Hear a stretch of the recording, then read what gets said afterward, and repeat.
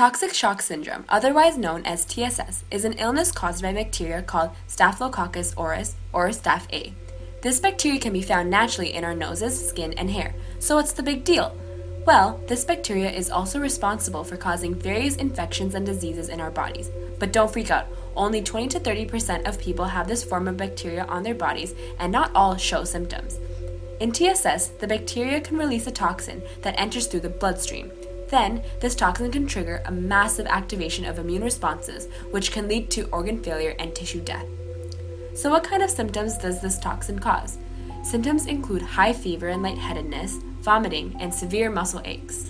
Most people often associate TSS with tampon use. Risk of this illness increases as level of absorbency of the tampon increases and with the length of time the tampon is left in. TSS was first described in children in the late 1970s. Future reports identified an association with tampon use by menstruating women. Tampon use increases the risk of TSS as a tampon worn for a prolonged period creates a good environment for Staph A bacterial growth. Studies show that menstrual TSS is more likely in women that use highly absorbent tampons. Higher absorbency tampons may break blood vessels within the vagina, which may allow for TSS toxins to leak into the bloodstream. The black dots are the toxins in this image, and you could see them entering the bloodstream. However, other feminine hygiene products like pads, Diva Cup, diaphragm, or sponges, which are in place for more than 8 hours, also pose the same risk. Any menstruation collecting material that is held inside or near the vagina for a prolonged period increases an individual's risk for acquiring TSS. The incidence of menstrual toxic shock syndrome declined sharply in the 90s, as it is thought to be due to the withdrawal of highly absorbent tampons from the market. The incidence of both menstrual and non-menstrual cases has remained stable over the last decade at about 0.3 to 0.5 cases per 100,000 population.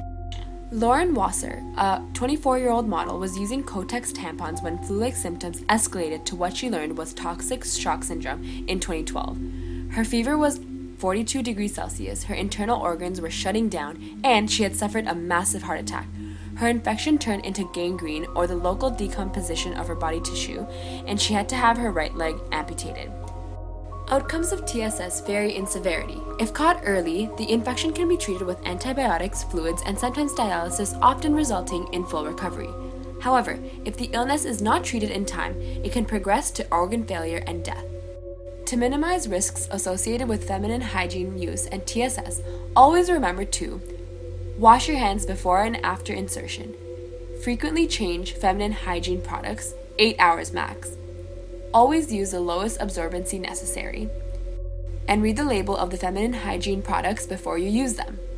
So listen up. If you start getting TSS symptoms while on your period, take a visit to your nearest urgent care center or walk-in clinic. Though chances of getting TSS are low, it's always best to be safe.